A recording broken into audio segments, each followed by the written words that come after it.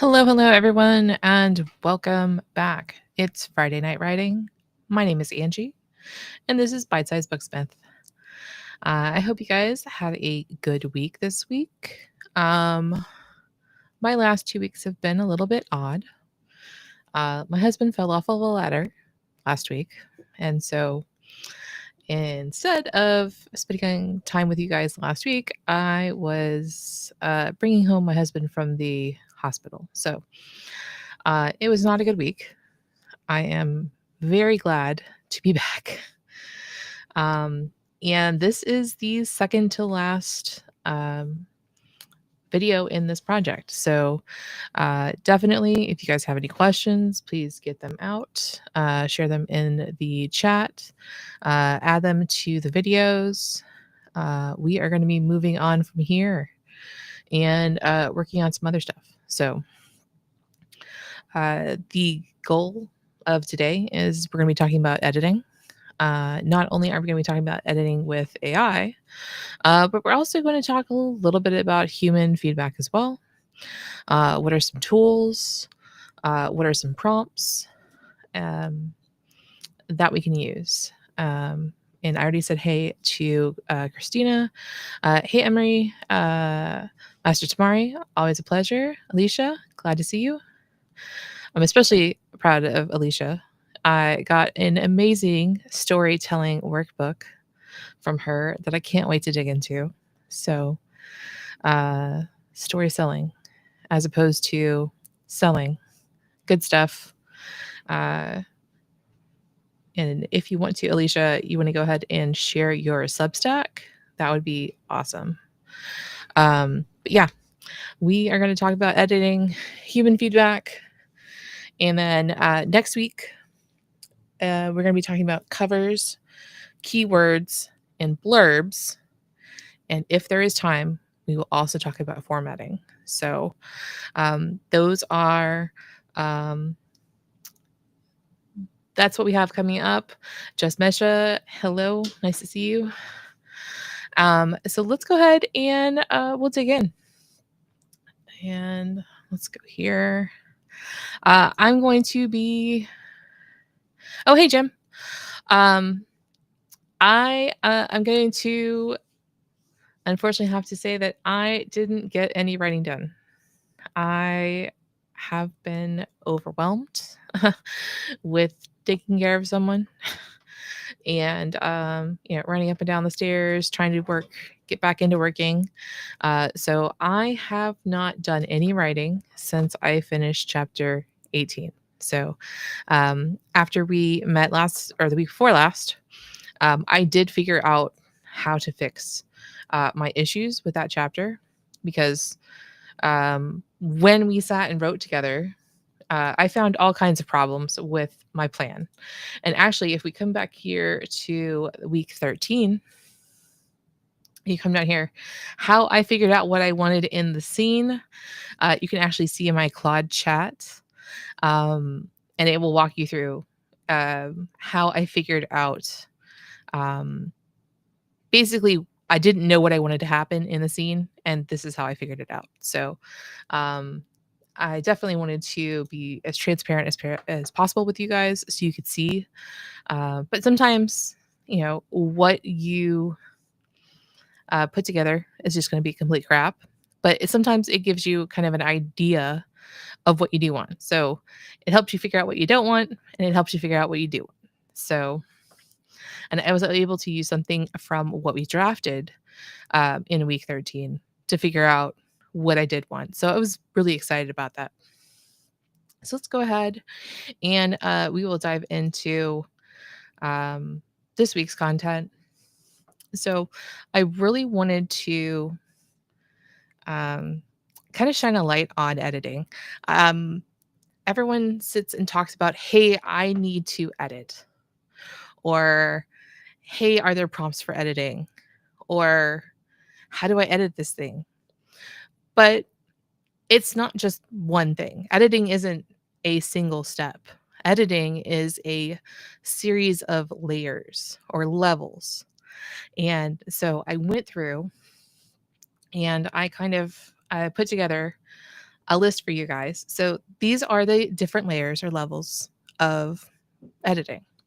So you've got the developmental editor. Now, I provide tons and tons and tons of developmental editor prompts.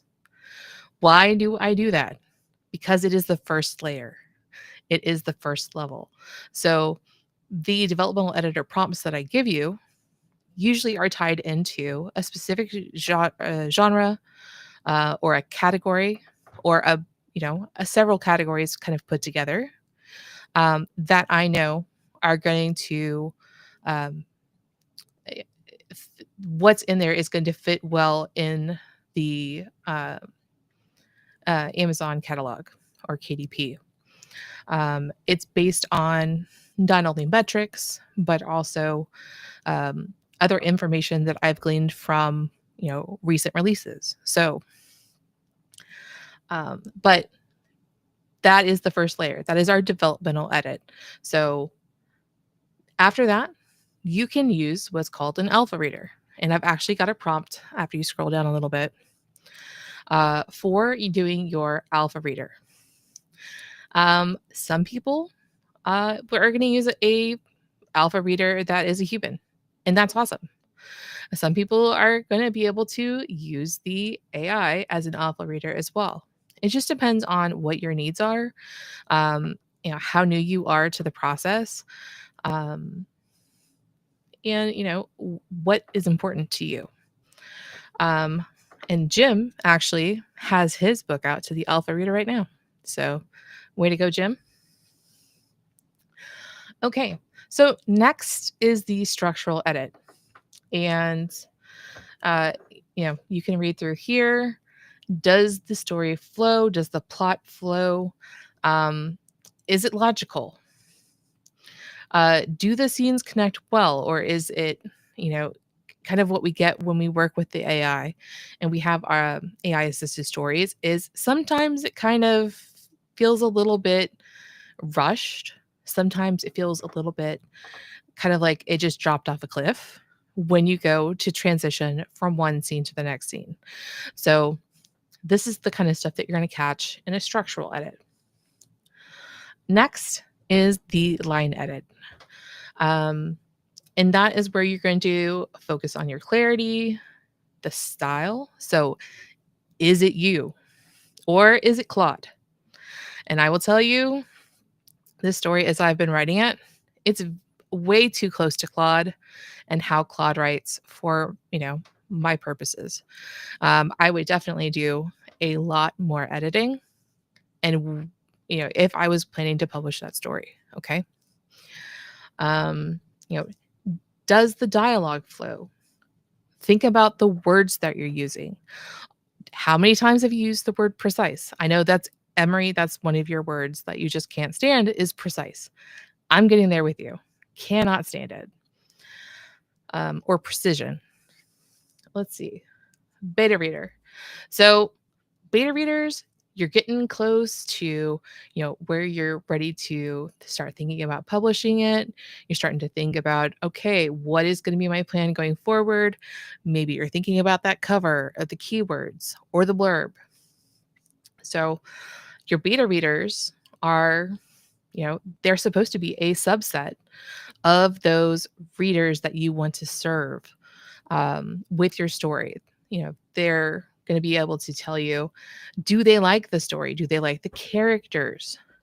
Does the plot satisfy them? Is there giant plot holes? Do you answer all the questions that you're supposed to, or you've said that you're going to do? Does it fit the genre? And is it enjoyable or not? Were they, in bed with the covers over their head with a flashlight until 3:00 in the morning when they had to work the next day? So that's what these people can do for you. They can tell you, hey, I liked it, but, or hey, this was fantastic. And these are great people you can grab possibly from your email list. So if you've been building an email list and sharing things with people, it's possible that you can just say, hey, I'm building a list of beta readers. Are you guys, who's interested? And, Probably about, a good portion of them will say yes, and only about half of those people maybe are going to follow through. So keep that in mind. However many people you ask to be beta readers, only about 50% are going to follow through. I also have a beta reader prompt for you as well, but I definitely think when you get to the beta reader stage, a human intervention is definitely going to be worthwhile. And then let's go to the last stage, and that is copy editing and proofreading. So that is where you're going to catch little quirks. So grammar, punctuation. Did I use the wrong word there? Um, I always catch my parents with that one all the time. They're always using the wrong version of there. Um, did you change someone's name in, maybe chapter 5, but in chapter 1, it's still the original name? I can't tell you how many times I've seen that. And you can kind of sort of touch on formatting, but not, your formatter kind of does formatting unless you have formatting software. And then proofreaders, they're kind of like the last little bit of polish. They're going to try to make it error free, but let me tell you, trying to make a book error free is crazy making. There will always be errors, and we'll talk a little bit more about that in a little while with how much or how thorough you should be in your edits. So are there any questions on the levels or the layers of editing? So, hey, I'm going to go edit this book. Be more specific. I need to edit this book to do this specific layer. Because if you're trying to do too much at one time, especially if you were working with the LLM, you're trying to ask it to do too many things at one time, it's going to fail every single time. So again, that's another reason to consider, building these up into different layers or different levels and looking at a specific, portion of it versus trying to look at, all the things. Any questions? Close that, and we're going to look at the prompts. I'll stop if something else comes up. So let me show you. I've got a couple of these. So I've got the Alpha Reader, Alpha Reader, and I've also got the Alpha Reader with personalities. Okay. Kind of a funny story. I released these to the folks in the school community that I have. And they came back with some feedback because I initially gave them the Alpha Reader and the Beta Reader. For some reason, I can't see Reader today. And the feedback was, it's good. It has really good feedback, but it's a little too nice. So being myself and the fact that I like to make things more complicated, I decided to build in 5 different personalities. But I still wanted to have the original prompt as it was, so I created a second prompt for each one. And these both have what I call those personalities. So I will show you those when we get over into Novel Crafter. I also want to remind you that in addition to the chat prompts, you also have text replacement prompts as well. And these are made for editing. I know I am one of those people who, when I first got started, I never used those text replacement prompts. I couldn't fathom why I would need them because I tend to go outside and write and work on it on someplace else and then come back and then keep the finished version of whatever I'm writing here in Novel Crafter. So whether I'm, in Docs or I'm in AutoCrit or whatever, I always come back and keep my most completed version here in Novel Crafter. But let's go and we'll go to write. And I just happen to be in chapter 3.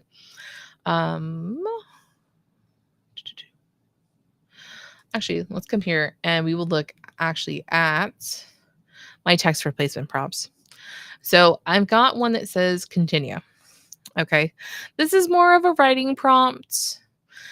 Continue is meant to kind of mimic what Novel AI does, where you can give it instructions and continue writing from, the middle of a sentence, the end of a paragraph. Just keep going, basically. And you're able to put instructions actually in brackets and use this. There's also a not safe for work version as well.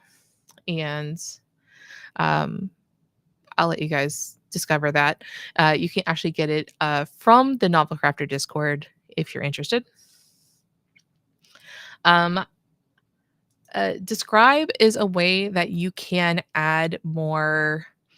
Add more description. You can actually add the senses. It's a lot like Sudowrite's describe button. So you're able to actually, and I can actually show it to you right here. So, uh,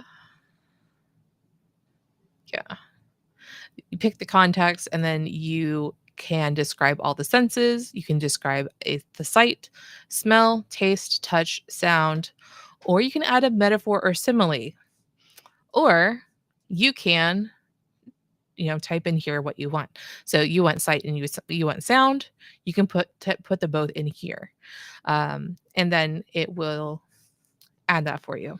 So it can go a little overboard, but generally it's pretty good. There are a couple system prompts here that you can use. So you can use expand if something isn't, if it's a little bit too um, succinct. We'll use that word.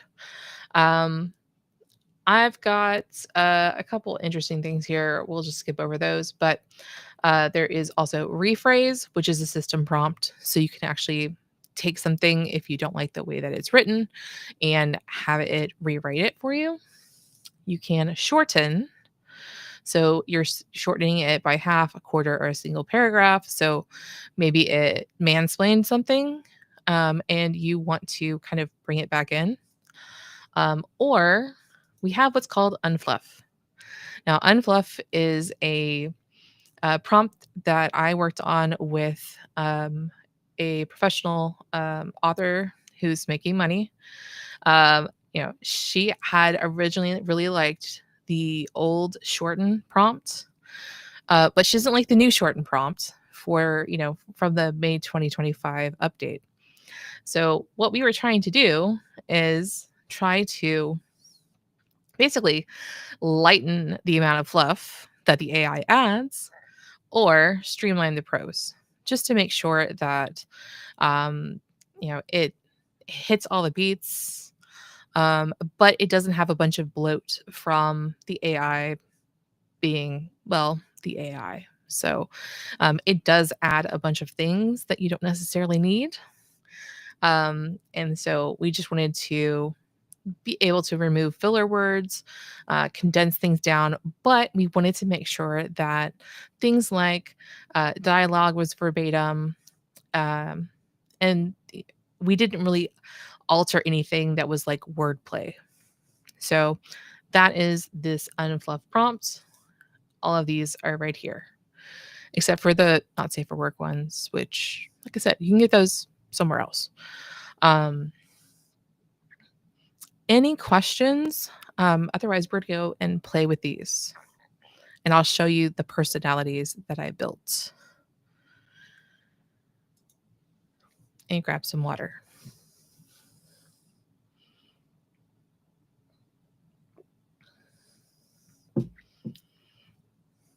Okay, I'm not seeing anything just yet.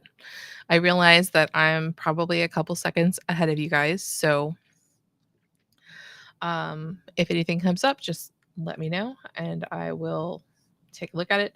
So we're actually going to be working in chat because the prompts, not the text replacement prompts, but the other prompts are chat prompts. So we actually have to work in chat. And so They are under edits, and we'll start with the alpha reader, and we'll use the alpha reader levels. And I think I want to use Gemini Pro. Here we go. Okay, so let's look and see what our options are for the personalities.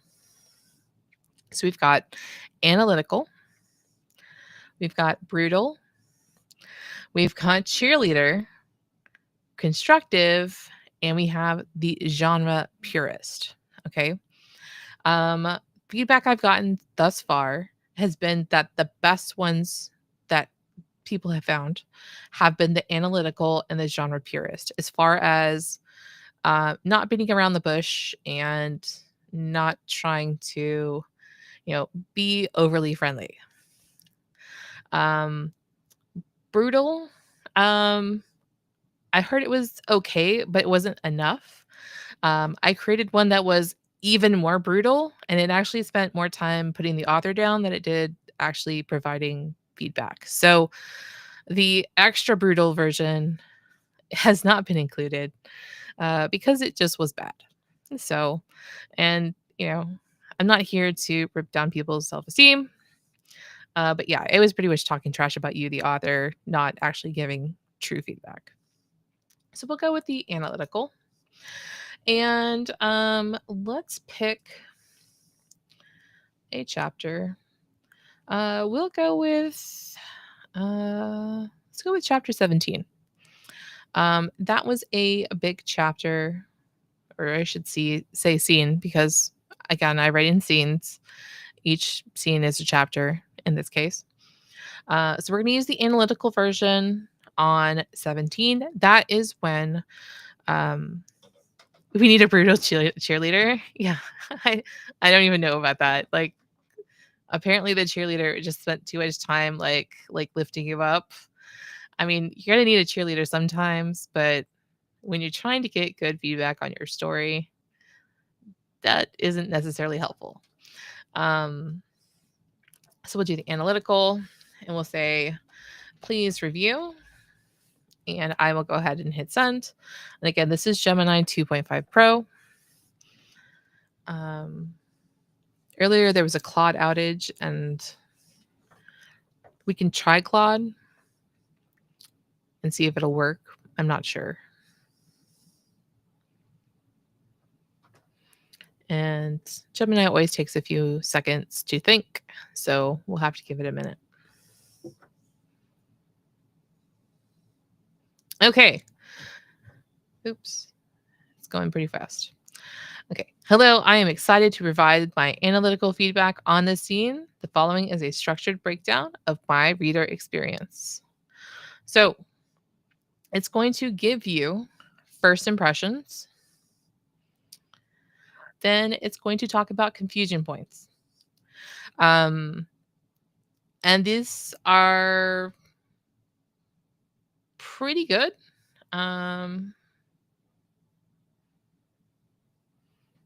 So I actually state in the codex that Charlie feels active resentment and suspicion towards Kingston, but you don't really see that.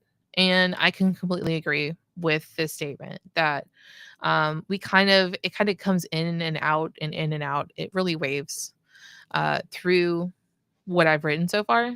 So that definitely has to be something that, if I was going to publish this, I would have to go in and make that consistent and be consistent. I'm mad at Kingston, or I'm not mad at Kingston. We can't, flip flop. Specificity, I can never say that word, of the East Industrial Complex. So the same area she was transformed. It feels a little convenient. I agree with that too.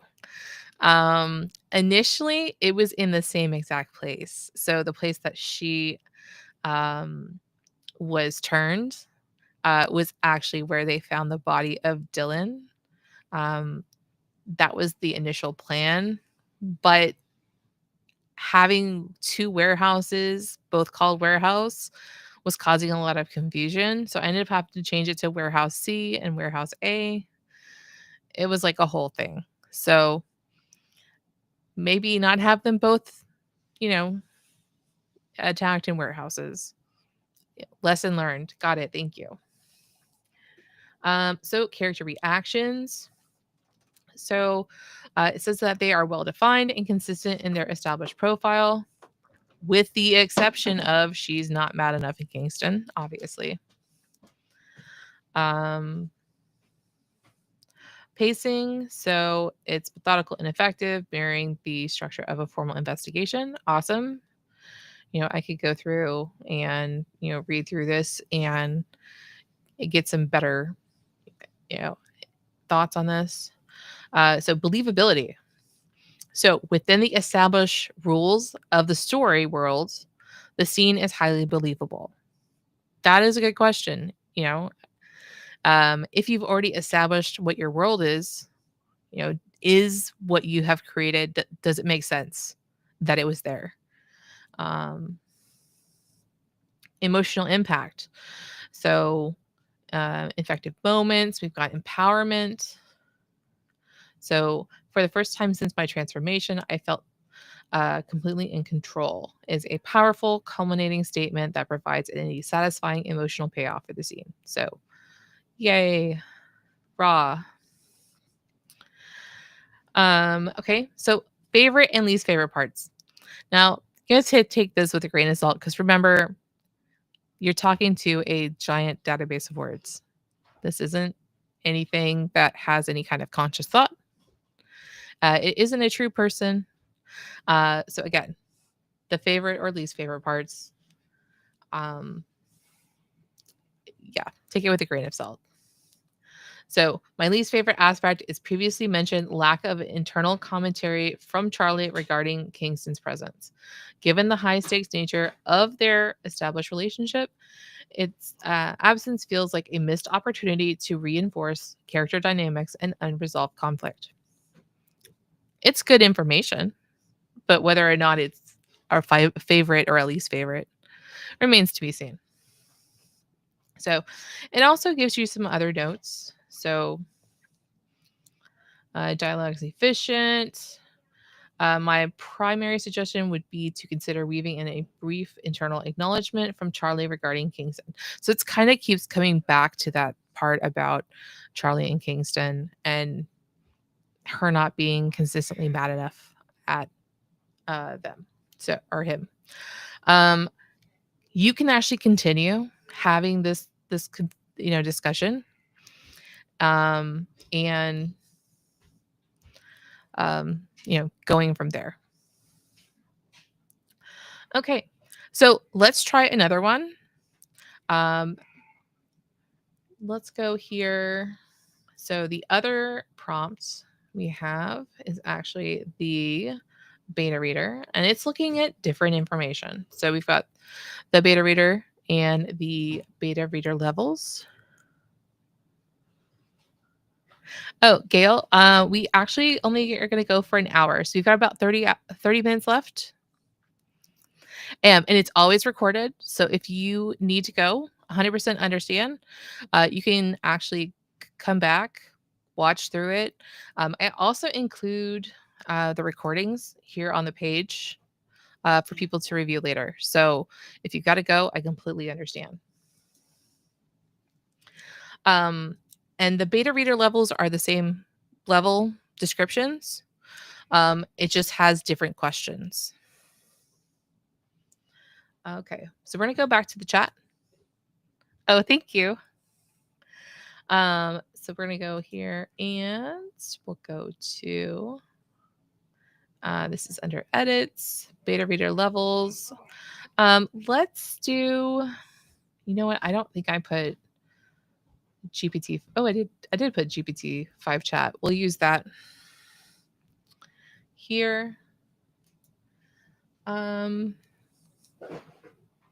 We'll do constructive feedback. So constructive feedback, I built to be kind of have like that sandwich effect. So it's something good, here's your room for improvement, and then something good. So it's not like all bad but it's not all good, if that makes any sense.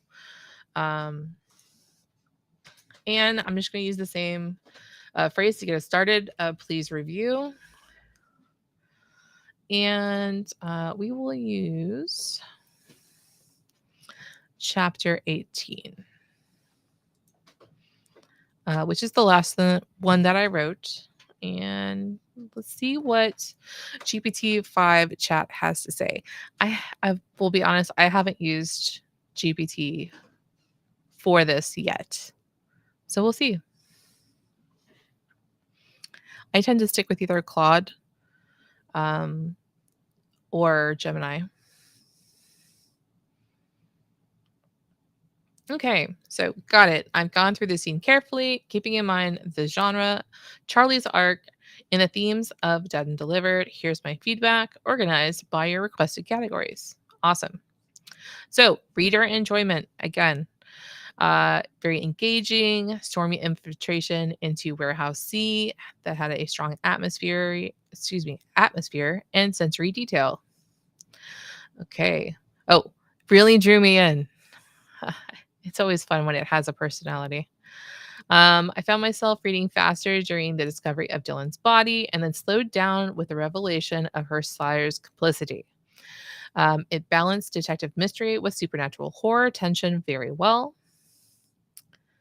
If anything, the section where she loses control from the smell of death in Kingston gets the blood bags was the strongest hook emotionally. Okay, that's interesting. Character connection. Okay, I cared about Charlie. Her reactions felt raw and believable. And what worked best was her constant tug of war, investigator Charlie versus vampire instincts. Okay, duality. Kingston also reads well. Careful but competent, not mocking her vulnerability. Okay. Suggestion: a touch more internal reflection on Dylan as a person, not just a body. That's actually really good feedback. So I definitely think that I was treating him as a body. Hey, Matt, welcome. Okay. So plot and consistency. So, oh, and Matt, since this is your first time here, there should be a pinned post with access to all the prompts and everything. So check that out. It should also be in the description box. So we've got plot and consistency. So this is the feedback on that.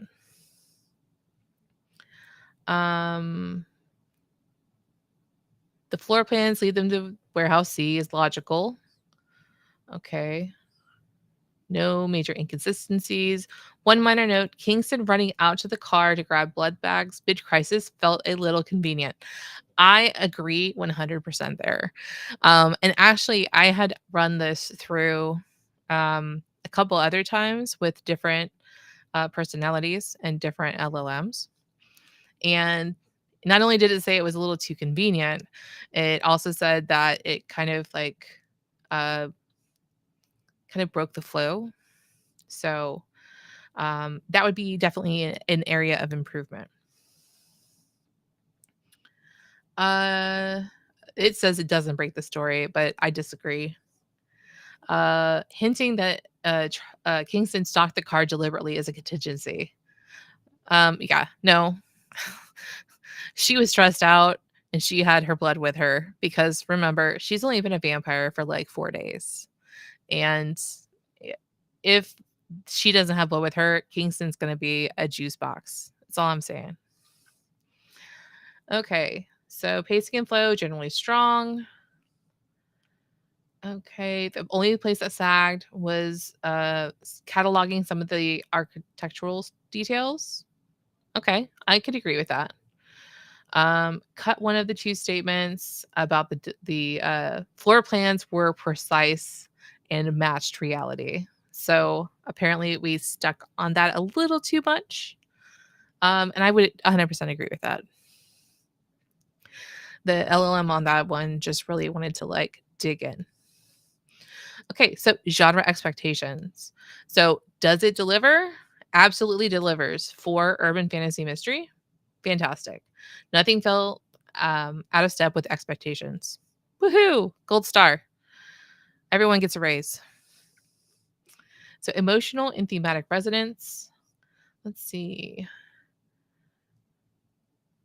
Charlie's realization that her sire was present and complicit in Dylan's death is a huge thematic turn. It hits on her access, betrayal by institutions, and the expendability of innocence, and her own transformation being linked to the cover up or to a cover up. Thematically, it's perfect. Her very existence is both rebellion and proof of systemic corruption. There we go. Lean even harder into the inversion of justice. Okay. Not bad. Not great, but not bad either. Okay. What are the questions that are raised? So, how many other warehouses or leyline sites exist? That is a fantastic question. That is not something that I have even thought of is, how many other warehouses out there are these people using for trafficking both supernaturals and humans? That is a great question. Why was Charlie chosen over Dylan? We know why Charlie was chosen because she is a parahuman. So that's why she was chosen. What larger magical working required Dylan's death and her transformation? Not quite a magical working, but I see where they're going with that. Who is pulling the strings? Is her sire part of the Carmina Syndicate or operating outside of it? Now, we haven't talked about the Carmina Syndicate yet. So this is kind of a big jump. And you have to watch that. It kept trying to put Carminas in here while I was writing it. So if I was doing this again from scratch, I wouldn't have even mentioned the Carminas until much, much later because it kept trying to stick it in there.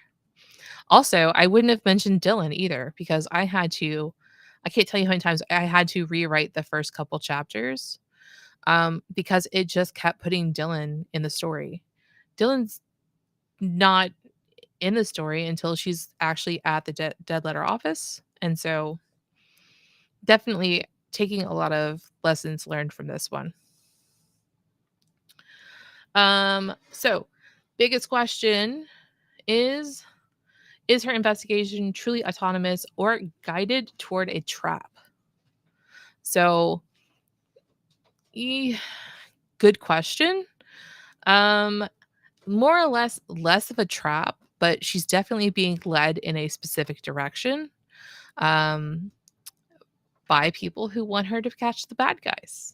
So all of these feel like hooks, not plot holes, which is exactly what you want mid-series. We're not in the middle of the series. We're in the middle of a book, but we'll figure it out. Typos or errors, nothing glaring. Phrasing was clean. Just one repeated phrase, which we could get rid of. And that's awesome. That's the kind of stuff that you want to see. So, final thoughts. And it gave me like a list of the things that it suggested that I change. Awesome. And then you can keep having this conversation. So it's actually suggesting things that you can ask. So give me a reader impact rating, 1 to 10. It might help you see at a glance where the scene lands strongest and where it could be sharpened. Again, you can run this with other models.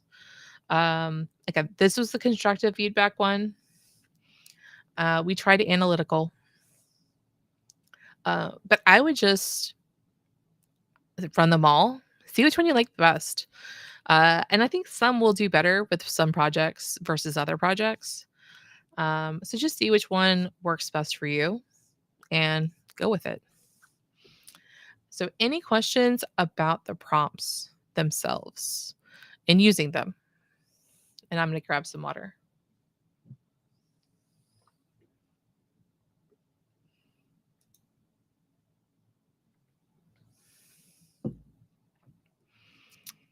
Okay, I'm ready to go ahead and keep on trucking. And if anyone has anything, just go ahead and pop it in the chat and I will let you know when I see it. Okay, so here are those prompts. And I meant to show you, if we are in Byte, if you want to use any of the text replacement prompts, all you have to do is select some text.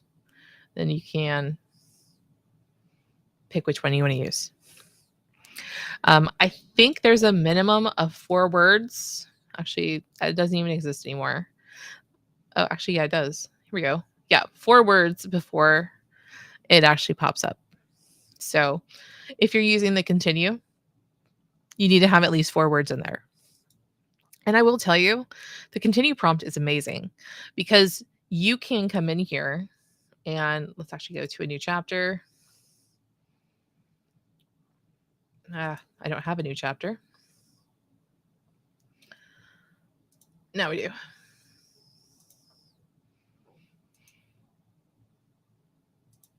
There we go.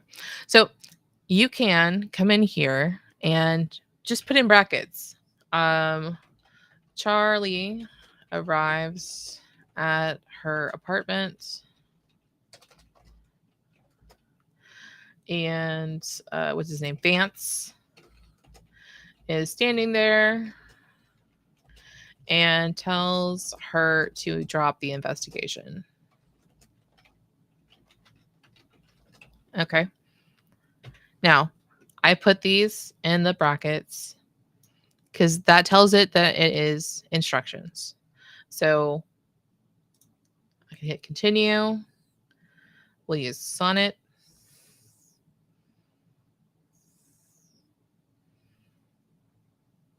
So you can actually pants using this method. It's awesome.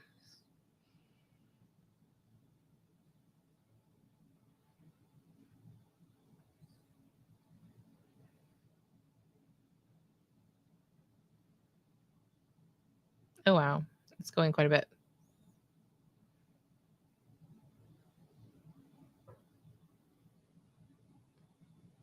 And it's still going.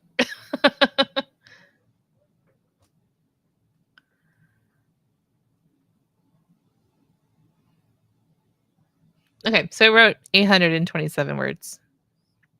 Hi, Ian. How do I go about changing the AI instruction prompts? Give me 1 second. Let me finish showing this demo, and then I'll pop over there real quick. So just hang on. That is a lot, Alicia. I was a little bit shocked, but I also have like a massive codex, so it has a lot to work with, and it doesn't even have anything here in the scene brief for it to look at. So so I smelled him before I turned the corner into my hallway. And some of this is actually okay. It's not great, but it's not bad either. So yeah, that is really cool. I'm glad that it worked out like that. So okay.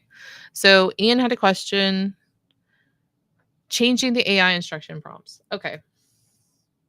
Are these the prompts that you're talking about that you're looking to change?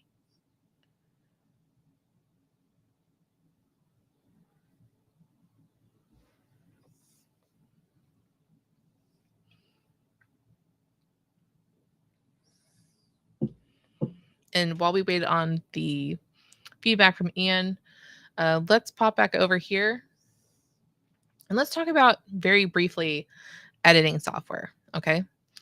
In addition to Novel Crafter, there are software programs out there very specifically created for editing. And there are many of them that are good for editing both nonfiction and fiction. And then there's one called Fictionary that's great for editing fiction. And actually, okay, I'm going to finish this, Ian, and then I will be right back to your question, okay? So Fictionary actually does analysis, and Alicia's actually used it before. She used it on a project that is both fiction and nonfiction. But it allows you to kind of plot the different parts of the story and make sure that you are hitting the right, I want to say the word beats, but I guess plot points maybe. So this one is actually for developmental and structural editing. Um, Now there's also AutoCrit. Now AutoCrit is my personal favorite, and I tend to use it. You're going to use this one at the line editing phase. So, oops, let's go back to our levels of editing here. So the Fictionary you can actually use in levels 1 and 2. ProWritingAid and AutoCrit you can use starting here at level 4 and start using these. I personally tend not to use ProWritingAid because I feel that it edits out my voice. But it really all comes down to what decisions you make based on what the software tells you to change, I guess is the best way to put that. It's going to make suggestions, and the AI will do this as well. It's going to make suggestions that you may or may not agree with. Claude is always trying to tell me to add in extra words that I disagree with. And so I will say, Claude, shut up. I'm the author. You work for me. So Fictionary, AutoCrit, and ProWritingAid are all 3 great programs. Again, I tend to stick with AutoCrit. ProWritingAid is very good as well. Again, not my thing. With AutoCrit, I like, and I think you also can do this with ProWritingAid as well. There are reports that you can run to see whether or not your book is similar to another book in the same genre. And I actually was able to do that with my short stories, and it was really super helpful. Okay. If you have any questions on editing software, go ahead and pop them in there. I'm going to head back to Ian's question, so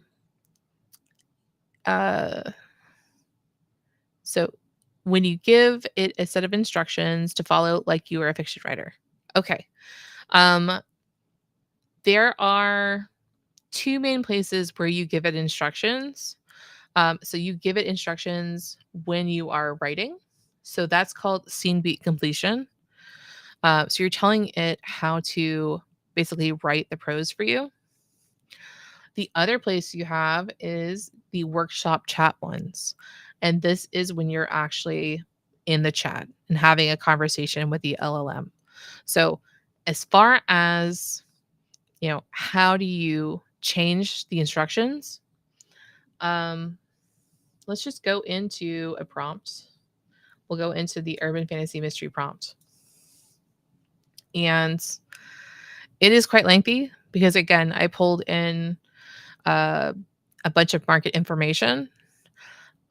So I'm telling it to act as a developmental editor.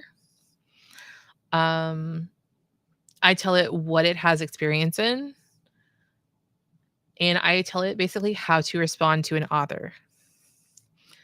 Now, if you are just getting started on editing your prompts, I highly, highly recommend. I will go and find it and put it in the notes for later because we're getting a little close on time. But there is a fantastic write-up that Kate did that goes through all of the different code and stuff that can go into your prompt. I will go find that and I will share that in the notes. Um, let's see. Most of these are pretty simple, but what you can do is take and put this into ChatGPT or give it a couple examples in ChatGPT. Tell it what you want it to do, and then basically have it mimic the prompt. That's the easiest way to do prompt engineering, if I'm being 100% honest with you. Um, because there are system prompts in here. So you've got the developmental editor. That's just a generic one. You've got the general chat prompts. You can put these in there into ChatGPT and just say, hey, I want to have a prompt that does this. All you do is you come in here to instructions, clone this, and pop it in here. And that's all you need to do. I know I made that sound like super duper simple, but if you have any questions, just leave me a comment and I'll help out as I can, okay? Okay. I do want to hit on this AI audio for editing. So there are lots of ways that you can use AI audio. One of those ways is in your actual editing. So, how many of you guys have stared at a document so long that all the words just kind of like fuse together and you can't tell the difference between multiple words?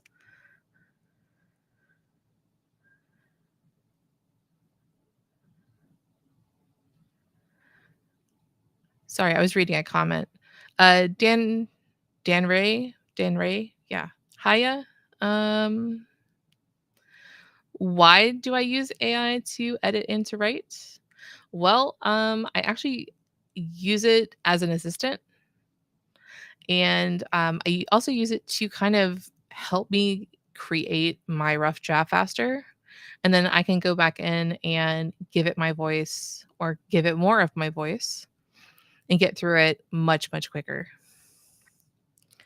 I also have ADHD, and I think I'm either getting carpal tunnel or possibly arthritis. So it's kind of getting to that point where it's going to be very important for me to start using dictation in my writing.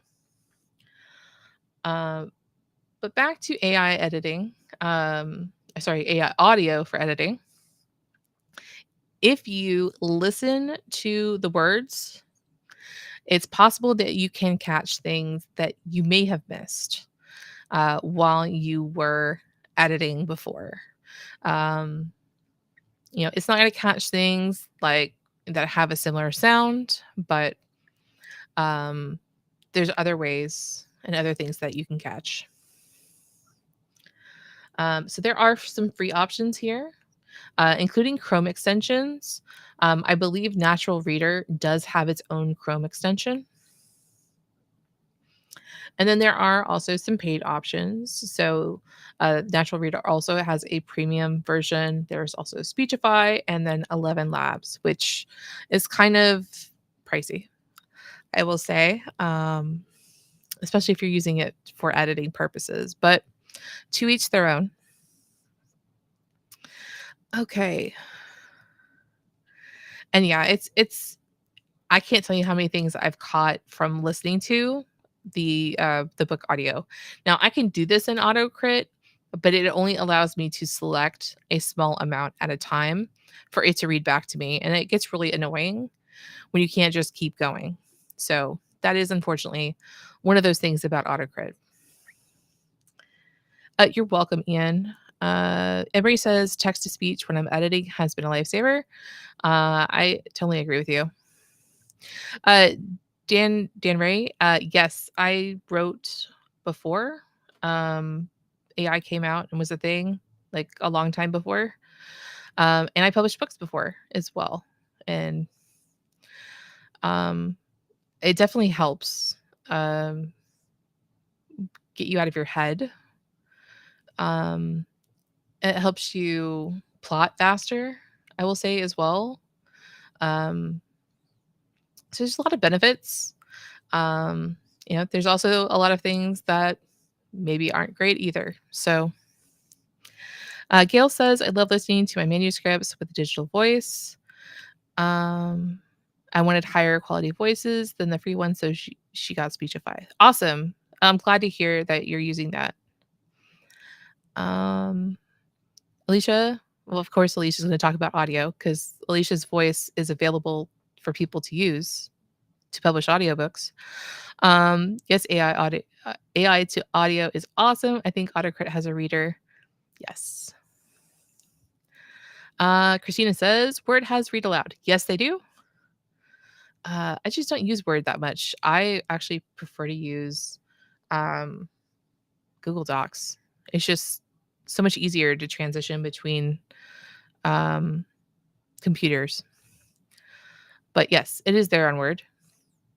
Ian, AI has definitely helped me improve my writing. I have to agree with that. It has improved me. It helped me to improve, but I've also, in some ways, became a little bit lazier in some things. So I think it's kind of a good thing and a bad thing. And you just kind of have to know where your line is. And just because you use AI for one thing doesn't mean you have to use AI for everything. And, I say AI assisted because, I'm still the person in control. I don't let the robots write the book for me. So, you know, I definitely have a line where I don't cross. And that's just me. Other people will use it for things that I might not want to use it for. Couple last things. So human feedback is really helpful. There are things that humans have been through. They have emotions. Um, they have experience, and there's some things that technology can't replicate at this time. I added that at this time on purpose. So having someone who can read through your book and give you their feedback is going to be paramount. So there are lots of ways that you can find beta readers. Again, if you have an email list, you can always ask people in your email list, if they want to be a beta reader. There are uh, Facebook groups for finding beta readers. And there are also, um, like websites and stuff out there where you can help find people to read your book and give you feedback. And I will say that finding a balance is going to be very personal to you, but it's going to be important for you to figure out where that point is. So, do I have alpha readers and beta readers that are human? Do I have just a beta reader and maybe an ARC reader, which I didn't mention, but they are also an opportunity as well. So, advanced review copy readers, they are not in the editing process, at least in my mind. The scary part of writing, you mean having people give you feedback, Ian? We've got just a couple minutes left. How do you know when your book is edited enough?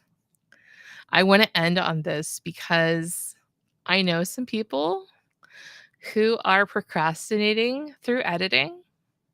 I'm not going to say their names, but they will continue to, oh, yes. Okay. They are going to continue to edit and edit and edit, and they will edit this book and never publish it. So, when do you know that your book is edited enough? I will say, if you go to a book that was published by a publisher, you're going to find errors in the book. It always happens. You'll find them. They always pop up. So my guidelines for you are: try to go for 2 to 3 full rounds of edits plus a proofread. Do not let perfectionism keep you from publishing your work. Do not. And here we go. Books are meant to be read. If you're chasing perfectionism, no one will ever read it. And A well-edited book that is published is always better than a perfect draft that never leaves your computer. So make sure you edit enough and let it go. Just put it out there. You can always go back and edit some more later, but put it out there, get some feedback, let it live in the wild for a little bit, and don't try to be perfect. It's not going to happen. Okay, guys, we are at time. I'm so excited. We had a whole bunch of new people, so welcome. Nice to meet you. I will say we have one more session after this one before we are done for what I'm calling the season. I'm thinking about coming back for like November timeframe.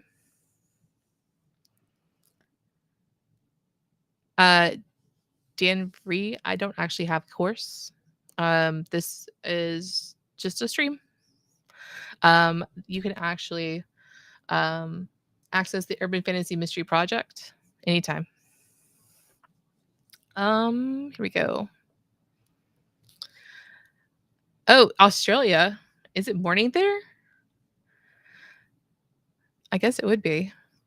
Gail asked me, do you ever use Notebook LM for editorial feedback?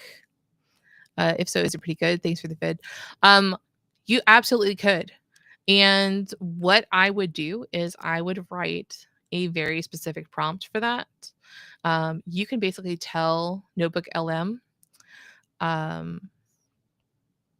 how to respond to you, and it would it'll give you feedback, in that vein, or you're basically telling it to be a person or have this experience, or you're this person. And yeah, we can try it and see if it works. I've not tried it yet.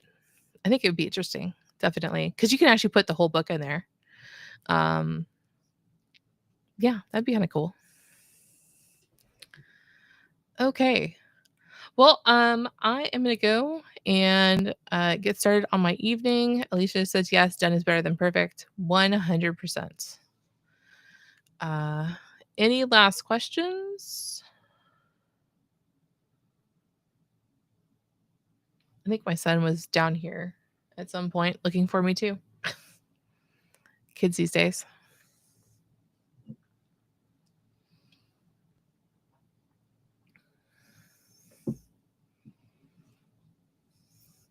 Okay. Well, I'm gonna go. I will see you guys next Friday.